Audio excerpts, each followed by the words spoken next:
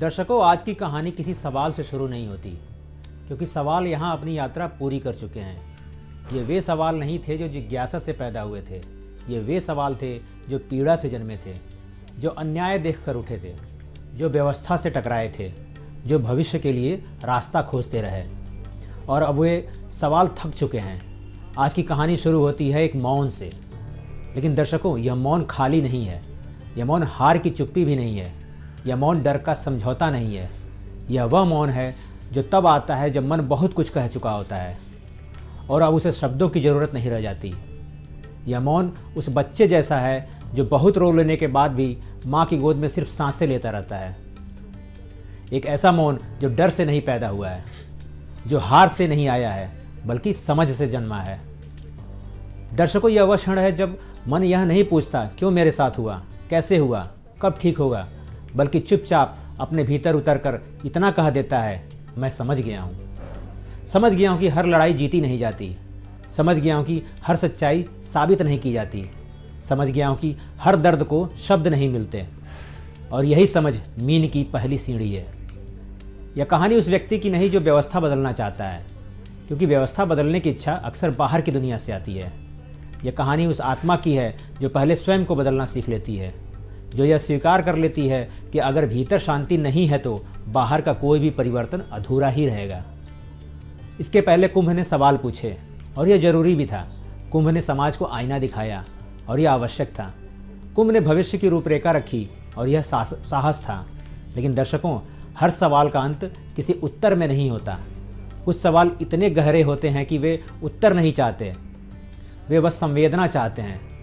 कुछ सवाल बहस नहीं मांगते, वे मौन की शरण चाहते हैं।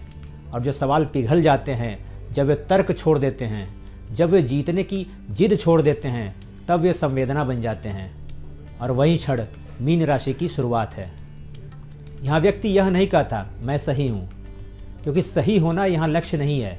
यहाँ व्यक्ति कहता है तुम्हारा दर्द मुझे दिख रहा है। और दर्शकों, कभी कभी किसी के दर्द को देख लेना ही उसे ठीक करने से ज़्यादा बड़ा उपचार होता है। मीन विद्रोह नहीं करता, क्योंकि विद्रोह अक्सर अहंकार से भी जुड़ जाता है। मीन तर्क नहीं जीतता, क्योंकि तर्क दिल के घाव नहीं भरते। मीन किसी बहस में तालियां नहीं बटोरता, क्योंकि तालियां पीड़ा को चुप नहीं करा पाती। वह बस सामने वाले की आंखों में देखकर इतना कह देता है, तुम अकेले नहीं हो। और कई बार दर्शकों, इतना कह देना ही सबसे बड़ा समाधान होता है, क्योंकि जब कोई व्यक्ति अपने दर्द में अकेला नहीं रहता तो उसका बोझ आधा हो जाता है।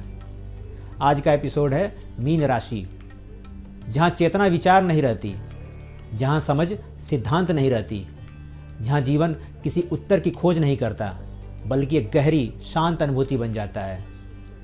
और यही राशि चक्र की सबसे कोमल, सबसे मानवीय और सबसे कठिन यात्रा है। नमस्कार दर्शकों, मैं हूँ पंकज श्रीवास्तव और आप देख रहे हैं विधि का विधान। दर्शकों, यह कार्यक्रम भविष्य की तारीखें नहीं बताता, यह मनुष्य को उसके समय के लिए तैयार करता है। आज का एपिसोड उन लोगों के लिए है जो बहुत कुछ महसूस करते हैं लेकिन कह नहीं पाते, जो दूसरों का दर्द अपने भीतर उतार लेते हैं, जो दुनिया के शोर में भी अंदर बहुत शांत दिखते हैं। आज हम जानेंगे मीन राशि क्या है, क्यों मीन को अक्सर भ्रमित समझ लिया जाता है, क्या मीन कमज़ोर होता है या सबसे गहरा, मीन राशि और मीन लग्न का अंतर क्या है। और यह भी जानेंगे कि वर्ष 2026 मीन के लिए परीक्षा है या आध्यात्मिक उन्नति का द्वार होगा।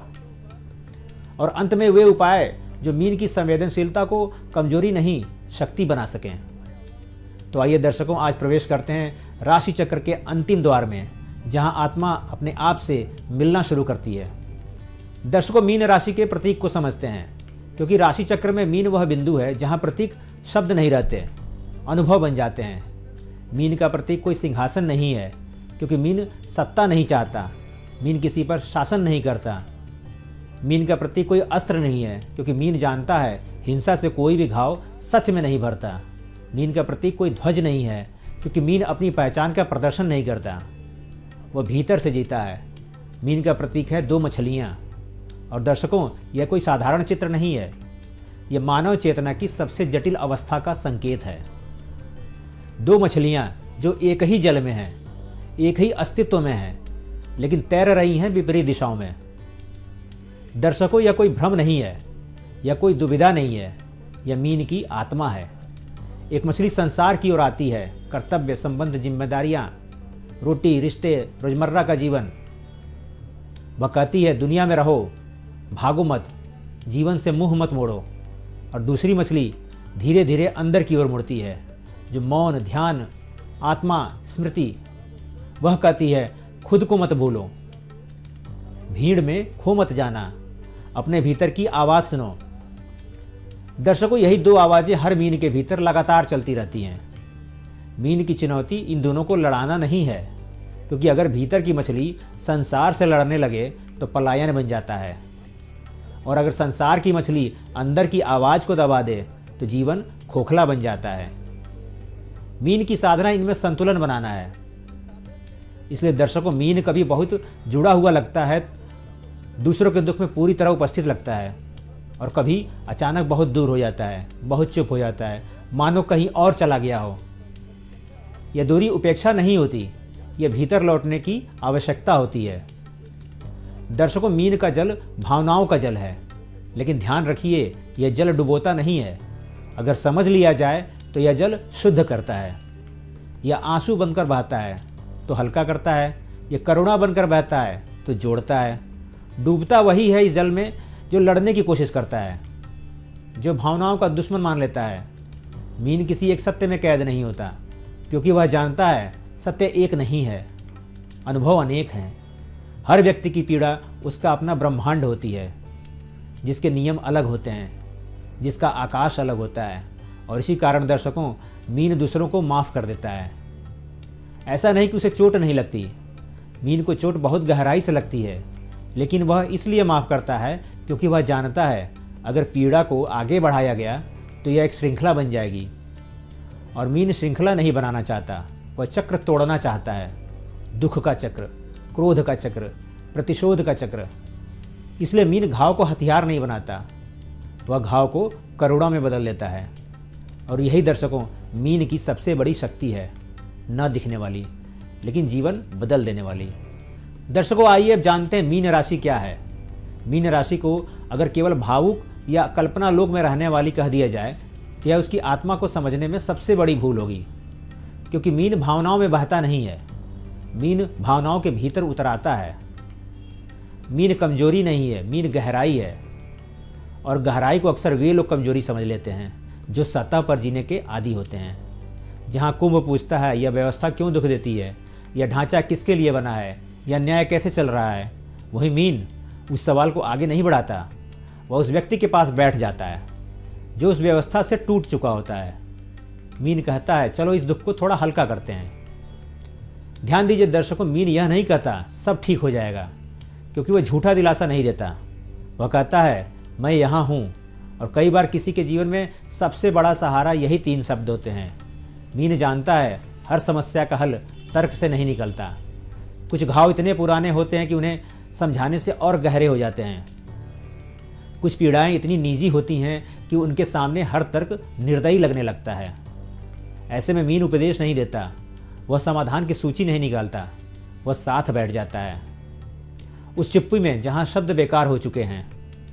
दर्शकों, यही कारण है कि मीन अक्सर थक जाता है, क्योंकि वह सिर्फ अपना जीवन नहीं जीता, वह दूसरों के जीवन को भी अपने भीतर महसूस करता है। वह किसी का दुख नहीं सुनता, वो उसे जी लेता है। और जब कोई व्यक्ति बार बार दूसरों का दर्द अपने भीतर उतारता है तो उसका मन थकता ही है। लेकिन दर्शकों, यही मीन की साधना है। मीन दुख से भागता नहीं है, वह दुख को नकारता भी नहीं है, और दुख से लड़ता भी नहीं है। वह दुख को करुणा में बदल देता है। और करुणा कोई भावुकता नहीं है, करुणा दूसरे के दर्द को अपने अहंकार के बिना स्वीकार कर लेना है। मीन जानता है अगर मैं इस पीड़ा से भाग गया तो यह पीड़ा किसी और के जीवन में और जोर से लौटेगी। इसलिए मीन दुख का चक्र तोड़ता है, वह घाव को आगे नहीं बढ़ाता, वह उसे वहीं रोक देता है। और यही कारण है दर्शकों कि मीन दिखने में शांत लगता है, लेकिन भीतर एक पूरी मानवता को संभाले हुए होता है। यही मीन की परीक्षा है, यही उसकी शक्ति है, और यही उसकी साधना भी। क्योंकि मीन जानता है दुनिया को बदलने से पहले किसी एक हृदय का हल्का होना भी परिवर्तन ही है। दर्शकों, आइए अब समझते हैं जिन जातकों का चंद्रमा मीन राशि में होता है अर्थात मीन राशि को कैसे पहचानें। आपको बता दें, राशि को समझने का एक तरीका यह भी है कि हम उसे स्वभाव कह दें, लेकिन मीन चंद्र को समझने के लिए हमें स्वभाव नहीं, स्थिति समझनी होगी। कल्पना कीजिए एक ऐसा कमरा जिसकी दीवारें कांच की हों, बाहर कोई हंस रहा हो और भीतर उसकी गूंज सुनाई दे, बाहर कोई रो रहा हो तो भीतर दिल भारी हो जाए।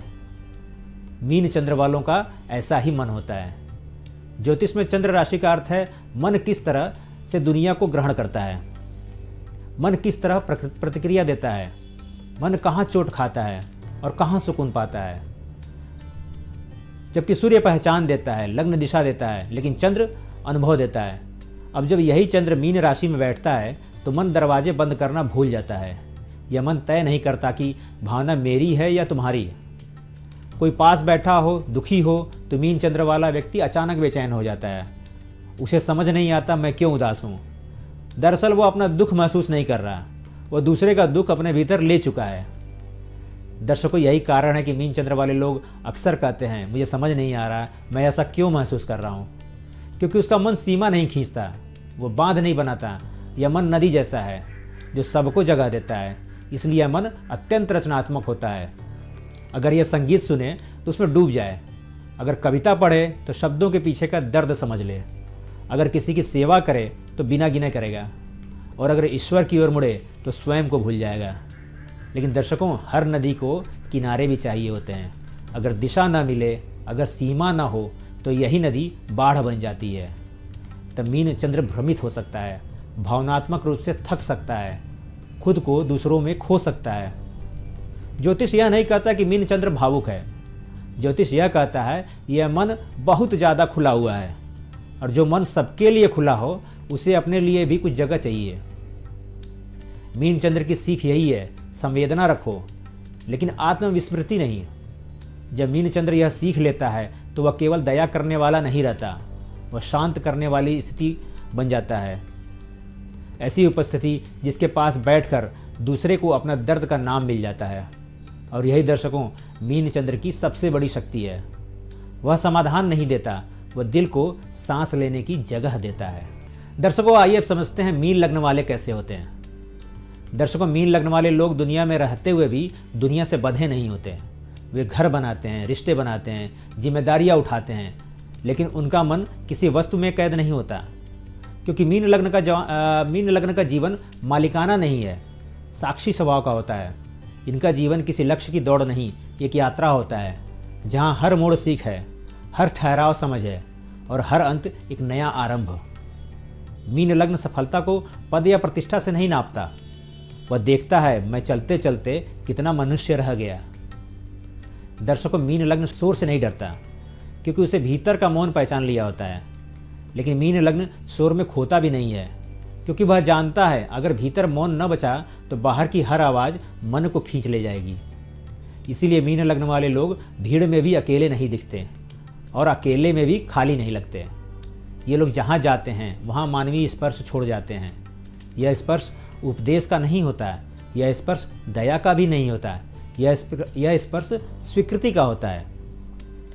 मीन लग्न किसी को बदलने नहीं आता, वह हर किसी को जैसा है वैसा ही स्वीकार करता है। और दर्शकों, स्वीकृति कभी कभी सबसे बड़ा उपचार होती है। मीन लग्न वाले लोग दिखने में बहुत साधारण लग सकते हैं, लेकिन उनके पास बैठकर लोग हल्का महसूस करते हैं, क्योंकि मीन लग्न दूसरे की पीड़ा को समाधान में नहीं बदलता, वह उसे सांस लेने की जगह देता है। इनका संघर्ष आक्रामक नहीं होता, इनका विरोध शांत नहीं होता, क्योंकि मीन लग्न जानता है हर लड़ाई लड़ी नहीं जाती, कुछ लड़ाइयाँ समझ से जीती जाती हैं। लेकिन दर्शकों, मीन लग्न की चुनौती भी है। कई बार यह लोग अपनी सीमाएं भूल जाते हैं, दूसरों को समझते समझते खुद को पीछे छोड़ देते हैं, और यहीं से थकान आती है, दुविधा आती है, और कभी कभी जीवन की दिशा धुंधली लगने लगती है। मीन लग्न की साधना यही है, करुणा रखें लेकिन आत्मविस्मृति नहीं, सेवा करें लेकिन स्वयं को रिक्त न करें। जब मीन लग्न यह संतुलन सीख लेता है तब वह सिर्फ एक व्यक्ति नहीं रहता, वह चलती हुई शांति बन जाता है। और यही दर्शकों, मीन लग्न की सबसे बड़ी पहचान है। वह कहीं शोर नहीं करता, लेकिन जहाँ से गुजरता है वहाँ मनुष्य को थोड़ा बेहतर छोड़ जाता है। दर्शकों, आइए अब जानते हैं मीन राशि वालों के लिए कैसा रहने वाला है वर्ष 2026। दर्शकों, 2026 मीन के लिए बदलाव का नहीं, भीतर उतरने का वर्ष है। यह वह वर्ष नहीं जो कहेगा कि नई शुरुआत करो। यह वह वर्ष है जो पूछेगा, जिस जीवन को जी रहे हो क्या उसमें तुम स्वयं मौजूद हो। अब तक मीन दूसरों के लिए बहुत कुछ करता आया, समझता रहा है, संभालता रहा है, ढकता रहा है। 2026 पहली बार मीन को उसके सामने खड़ा करता है और शांति से पूछता है, अपने लिए कब रुकोगे। दर्शकों, सबसे पहले मीन के करियर की बात करते हैं। 2026 में मीन का करियर दिखावे का नहीं होगा। यह वर्ष पद प्रतिष्ठा या तेज सफलता की बात नहीं करता है। यह वर्ष पूछता है, जो कर रहे हो क्या वह तुम्हें भीतर से थका तो नहीं रहा है। सेवा, शिक्षा, चिकित्सा, कला, काउंसलिंग, सामाजिक क्षेत्र, इन सब में मीन की उपस्थिति स्वाभाविक रूप से दिखेगी।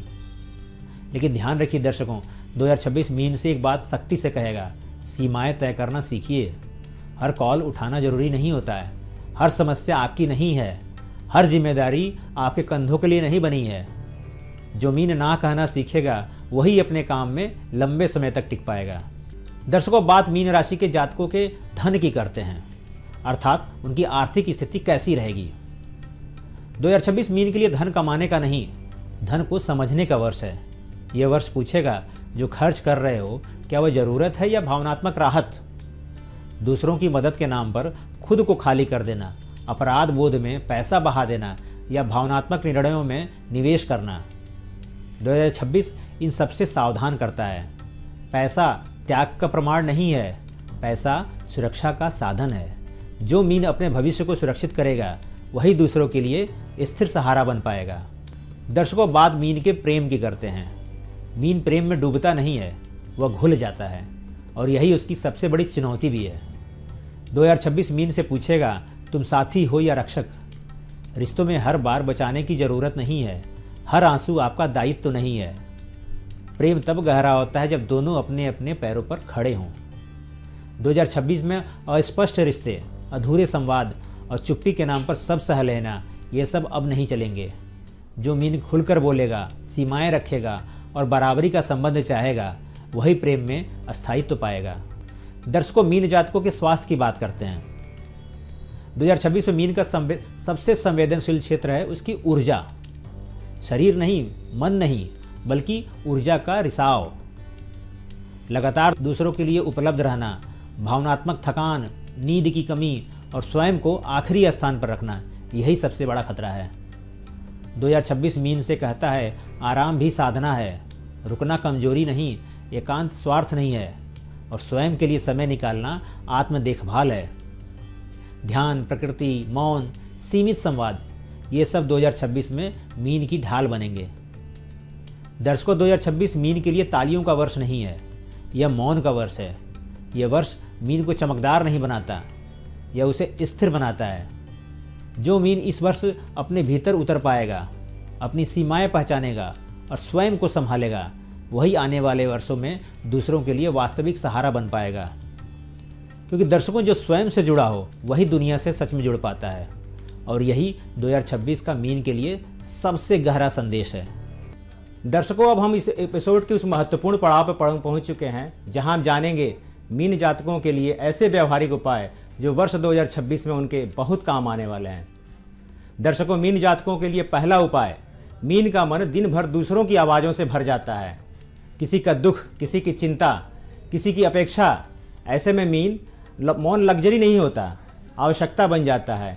यह मौन भगवान को पाने के लिए नहीं है, खुद को वापस पाने के लिए है।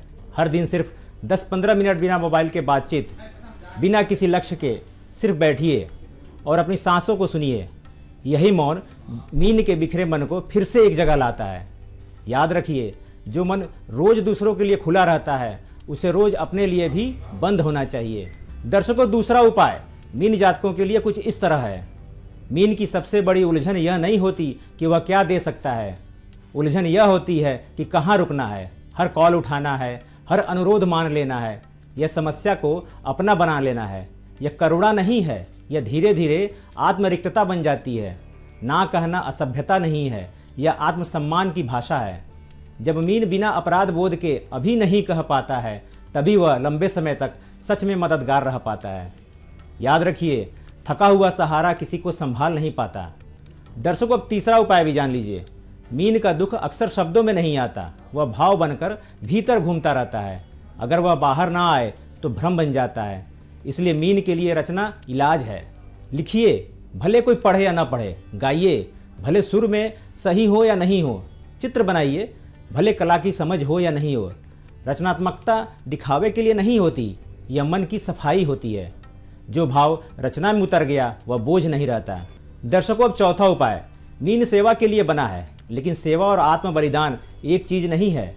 जब सेवा करते करते आप थक जाएं, खाली हो जाएं और भीतर से टूटने लगें, तो समझ लीजिए सेवा साधना नहीं रही, आदत बन गई है। सच्ची सेवा वह होती है जिसमें देने वाला खुद बचा रहे। याद रखिए, जो दीपक खुद बुझ गया वह किसी को रोशनी नहीं दे सकता। दर्शकों, मीन जातकों के लिए पांचवा और अंतिम उपाय। मीन अक्सर डरता है कि अगर सीमा बनाई तो लोग उसे स्वार्थी कह देंगे, लेकिन सच यह है, जिसके पास सीमा नहीं होती वह धीरे धीरे अदृश्य हो जाता है। सीमा का अर्थ दूरी नहीं है, सीमा का अर्थ है कहाँ तक, हाँ और कहाँ से, बस यही है। जब मीन यह सीख लेता है तो उसकी करुणा कम नहीं होती, वह और गहरी हो जाती है, क्योंकि तब करुणा मजबूरी से नहीं, चेतना से बनती है। दर्शकों, मीन को बदलने की ज़रूरत नहीं है, मीन को खुद को संभालने की ज़रूरत है।